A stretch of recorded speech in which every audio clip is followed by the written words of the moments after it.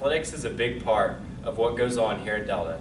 We called up with multiple students to find out what it takes to become a champion at their sport.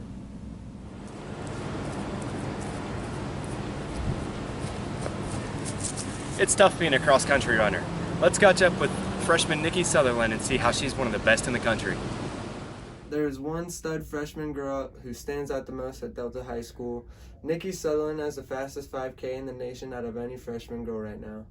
She has won every high school race she's participated in so far. What is a normal day at cross country for you, Nikki? So we usually warm up and then we stretch and then we do our workout, and that's usually depending on the day. If it's a long run, I'll do like 6 miles and then about 3 or 4 miles on the other days. Okay. And why did you decide to start making masks? Because, well, I knew that we were probably going to need them, and with it being my brother's senior season for tennis, I wanted to do everything that I could so that they could have a season. And what have you done so far as training that most people would not know about? So in the winter, I get up at 6 in the morning and I run before school, and I also lift weights and I do like core. I think that really helps. Don't think that she really needs pushed by someone outside. She has more of an intrinsic motivation and she likes to race her watch. Well, I really can't give her advice since she's way beyond what I ever could run. So we just kind of help guide her in maybe eating the right things and capping her mileage so she doesn't get overuse injuries. Nikki pushes us because we always see her working hard during practice every single day, no matter if it's a recovery day or a workout day. She's always doing her best. What do you do to keep pushing Nikki in meets and practices? In practices, we make sure that for workouts we put her with some of the boys that are a touch faster than her. That way she has someone to pace off of, and she's not too worried about pacing some of the other girls, but that we're pushing her and making sure that she's hitting her splits based off of what she's run in meets. And in meets we usually look at who she'll be running against and some of their times, and so she knows specifically who to look for during races and like what uniforms to look for. And if we can, we sometimes look at how those girls race from other schools, so she knows ahead of time this person goes out pretty fast, this person does a pickup and gets moving on the last mile, just so she has a knowledge of what's going to happen in the race if possible. She is more motivated inwardly than any other athlete I've coached. And because of that, I don't ever worry about her not pushing herself in practices. I would like to see her keep progressing just like I do with all my kids, but also hopefully making it to state and being in the top 3 would be a reasonable goal for her. Next we have 2 stories, one about Brady Samuels and what it takes to become a Division I swimmer, and diver Sam Bennett on how the pandemic has affected his training.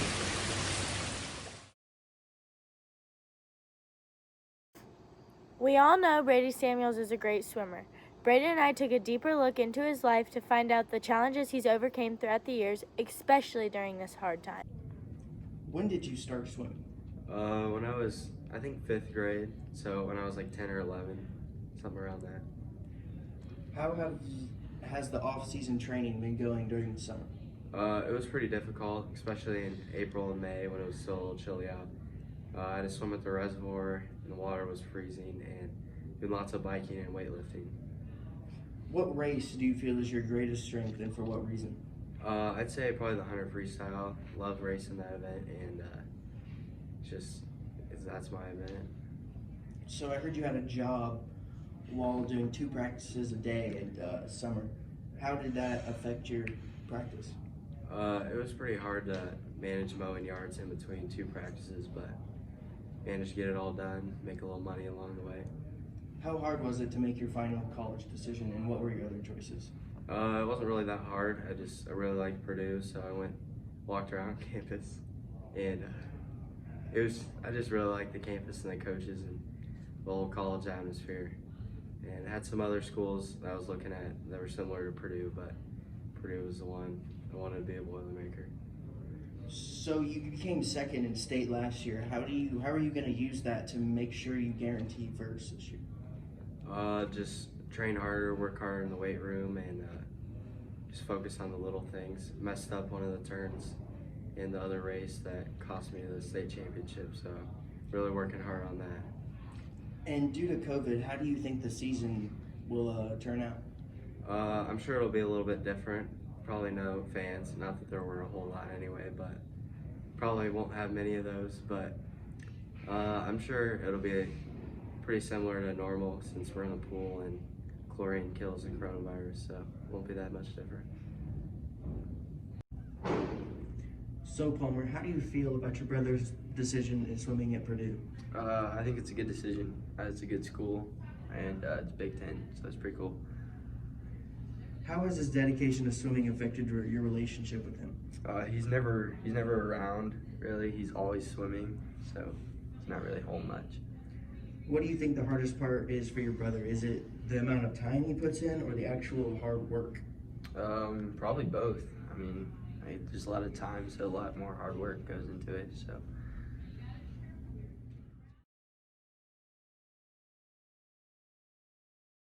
Senior Sam Bennett, a state champion in 2019, has been a part of the diving program since his freshman year. During his 4 years, he has become one of the best divers in the state. Today, I'm here to ask questions about how the pandemic has affected his diving and training, along with his future college plans. How have you adjusted to training because of the pandemic?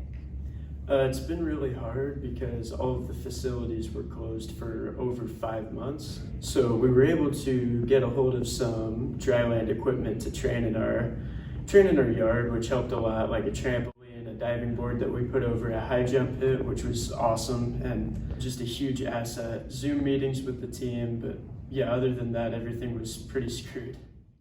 And how has the pandemic interrupted your college decision, if it has at all? So bad. There was an NCAA dead period where coaches could not talk to athletes for about 2 months, and in April and May. And for a long time, I thought all the coaches lost interest in me because they weren't texting me back, which was a huge mental, just a huge toll. That took away several months from the recruiting process, which put a lot of rush over the summer into trying to make the right decision. And then on top of that, because of COVID, the school that I ended up committing to could not afford their program completely and cut it about a month and a half after I committed, which means I'm currently back in the recruiting process again. So overall, COVID with training and the recruiting process has destroyed so much over the past 5 months. Sam Bennett also has a big impact off the board. Jackson Condi, who is a fellow diver, has recently spoken to me about how Sam's dedication has impacted and overall helped himself along with the rest of the team during the season. Sam is one of the most dedicated people I know, especially to this sport in particular. He loves it and he lives it, and he pushes everyone and himself to do their best in every practice and meet. Sam helps me by pushing me and making me try my best in everything I do, in practice or meets. And he helps the team by pushing everyone and trying to get them to do their best in practice and meets as well. He's also a great supporter of everything. Next, we swing on to a story with Belle Brown and how she has overcome challenges to become a freshman phenom golfer. Freshman golfer Belle Brown has been a consistent low shooter for the girls' golf team this year. What you may not know about Belle is that she has Kawasaki's disease. This disease affects many aspects of her and athletics, and yet this still doesn't stop Belle in shooting her low scores.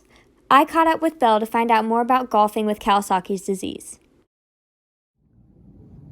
So Belle, what is Kawasaki's disease? So basically it's a heart disease where you can have I have 4 aneurysms on your heart, and basically it's like a trap of blood flow to your heart. How old were you when you were diagnosed? I was 11. 11. So you made the switch from volleyball to golf when you were 11? Yeah. What was the switch like from volleyball to golf? It was really hard just because golf and volleyball are two totally different sports. But with my athleticism, I just picked up golf. Yeah. What's your favorite thing about golf? I would have to say the team, like being on Delta's team is really fun because the girls are really cool. And How has this disease affected you playing sports? it's affected me by how I can't do like contact sports, so golf is pretty much the only thing I can do, and not like crazy activities. What was it like playing your first sectional match ever? Well, we won. As well as being an amazing golfer, Belle also has a great character and is a great friend. I caught up with one of Belle's friends, Hollis Klinger, who is also on the golf team, to find out more about Belle and their friendship. So Holly, you knew Belle before she started playing golf. What was it like watching Belle play volleyball and then play golf? It was really fun finally having another girl to play with me on the team. She picked it up really fast and it became something we could easily connect over. What's it like having Belle as a friend? Bella's super passionate about everything she does. She's super sweet and just an all-around great friend. Are you happy you have another freshman on the team to play golf with you this year? Of course. I think it would be way more stressful if I didn't have someone else who was going through the same stress I was. As you can tell, Belle is just as good a golfer as a friend. She doesn't let Kawasaki's disease slow her down. So keep an eye out on scores for the next 3 years as Belle continues to get better and dominates the golfing world. Next, we called up with Braxton Edwards and Riley Wooden, who know a little bit about what it's like knocking heads in the trenches.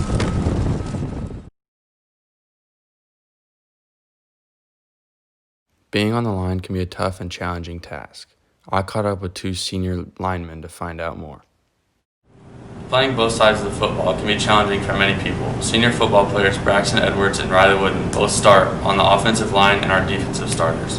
Braxton, what's it like being in the so-called trenches of the offensive line, and what goes on that the fans don't always see? When you're in the trenches, a lot of it's just stuff that, it's that tough, grimy work that you just can't see from the stands, and it's, pretty exhausting. A lot of it just kind of wears you down, but, it's just a lot of trash talk, a lot of just heavy hitting, and so, yeah. Riley, what is the craziest thing that you remember from the offensive line? This year, we were playing Eastbrook, and this dude just started projectile vomiting all over the place, so that was pretty crazy, I guess. On defense, Riley, I know you play defensive end. It takes a lot of communication, where to go and what to do each play. Tell me about how you and Braxton use your close friendship to communicate each play. We've been playing since Metro, so we kind of know how each other play, so every once in a while he'll give me like a look, and I'll just know to go and pretty much do my thing. Nice. Braxton, you guys have been friends for forever. What do you guys think you're going to do after high school? College football, same school? I know he's probably going to go play college football. He might play college football. And for me, I have no idea, but this guy's going. So, yeah. Nice. I caught up with Coach Overholt to find out what life on the offensive line is like. So, Coach Overholt, on the offense and defensive line, it can be tough and gritty, lots of pushing and shoving. How do you think the tight-knit relationship of your offensive line helps them throughout the game? Well, it's just a lot of close quarter combat that's going on in there. But there's really a game within a game with a lot of communication. And if you don't trust the guy next to you, you don't get to accomplish a lot of the things that you want to do. So we talk a lot about, hey, you have to communicate with one another, you have to have trust with one another to be able to get your job done. How do you keep your linemen fresh and healthy with the intensity of being on the line?